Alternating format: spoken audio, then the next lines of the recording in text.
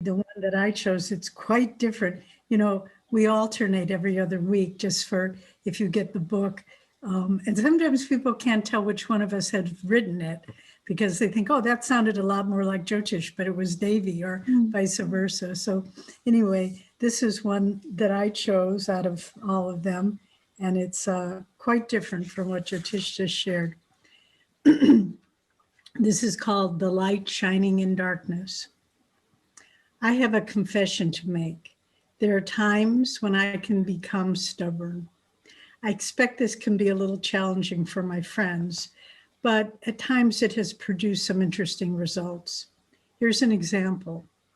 While in college, my friends and I would occasionally sign up as subjects for psychological experiments.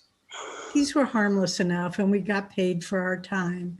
We actually came to enjoy them because the psychologists never told us what they were really studying, so we had to guess the true focus of their research. During one such experiment, the psychologist brought me into a room which was empty except for a chair placed in the middle. After I got settled on it, she shut the door, turned off the lights, and left me sitting alone in complete darkness. Then a disembodied voice from another room said, "The object of our experiment is to see if the eyes can track movement of a point of light in complete darkness." A point of light suddenly appeared before me. I focused on it, trying to sense any movement. To help orient my perception, I extended my arm with my thumb pointing upward and placed it next to the tiny point. Although I couldn't see my thumb, I could sense its relation to the light. In this way, I could track any movement by the distance of the light from my thumb. Then the voice said, "Now tell us if the light is moving to the left or to the right." By keeping my arm steady, I could tell the light had remained stationary. "It's not moving either way," I said. The voice replied, "It is moving. Tell us in which direction." "Sorry," I said, "it's not moving." This exchange went on several more times. Finally, with a deep sigh, the researcher said, "Okay, now tell us which diagonal direction the light is moving."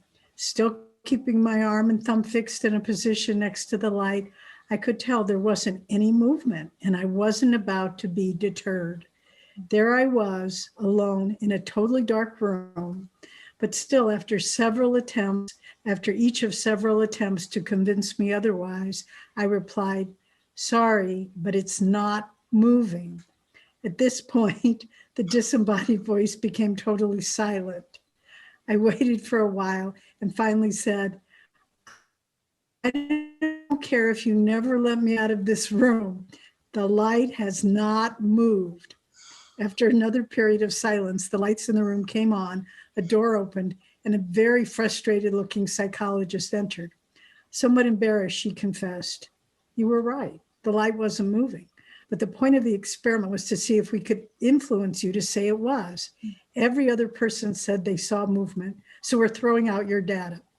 So much for objective science. This experiment stuck with me for a long time, and I drew an important lesson from it. I had no outer point of reference with which to judge, but I could sense my own relationship to the light, which told me it was steady. There are times in the spiritual journey when we grow discouraged or when doubts assail us. The path before us can become obscure. We may feel lost with no light to guide us. Then the questions come, am I good enough to follow a path to God? Will these teachings really work for me? At such times, try to feel your own relationship with divine light. Though you may not be able to see it, try to sense its steady, unmoving presence within you. Those of materialistic consciousness may try to convince you that the light is no longer there, or you know you saw it, or simply not there at all, but determinedly cling to its ever-present reality. There's a beautiful story that Swami Kriyananda told us about Rajarsi Janakananda, Paramahansa Yogananda's most advanced disciple. Rajarsi was just at the point of attaining Nirvikalpa Samadhi, the highest state of consciousness, when suddenly everything went dark inwardly. For years during meditation, he'd been seeing a great light, but in an instant, it all vanished. There was a strong temptation to doubt everything he'd experienced, but he kept trying. After days of darkness, suddenly Rajasi saw a little point of light, and gradually it came closer and closer. The light expanded until it became Yogananda, then his guru, Sri Yukteswar, Lahiri Mahashaya, and Babaji, and then finally Rajasi merged into the infinite. Swamiji concluded this story by saying that before we can merge into God, each one of us will have to face a similar final test of piercing through the darkness. And so even now, if the light seems to disappear, cling with determination and even doggedness to the truth that it is unmoving and unchanging. That light is the source of all that is. It is our truest reality, and we must eventually claim it as our own. With joy, Nayaswami Devi. So, why did I write this? I think in a way it's pretty evident. People are confused now. There's so much misinformation and doubt and not knowing what's real. But if we want to know truth, we have to look within ourselves. And I was trying to use that kind of funny story about that experience I had to show that we have to be, it's a time where we have to be firm in our convictions and not be swayed by things that don't feel right to us.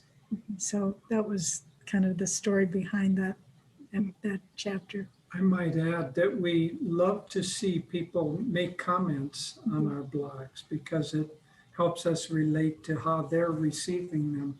And this particular blog got a lot of very interesting and appreciative comments because a lot of people struggle with this particular issue of how to remain firm even when we feel the darkness, even when we feel the doubts. And it's a universal theme that devotees deal with, and many people chose to comment on that.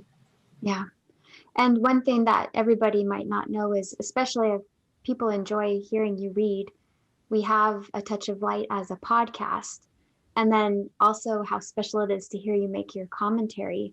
And we have that as a new podcast, which began just a month or two ago, A Touch More Light. And so those are really great ways to let the message from the blog of that week to go really deep and then to expand on it. And so that's a really great way for everybody to enjoy everything from the book, especially if there's a passage or a little blog that you liked, you can listen to the commentary behind it. Right. Also, people like sometimes to listen while they're commuting, or some people prefer to listen and not to read, and maybe at night. And so it's nice to have a chance to read these and then, as you say, make little additional commentaries on them.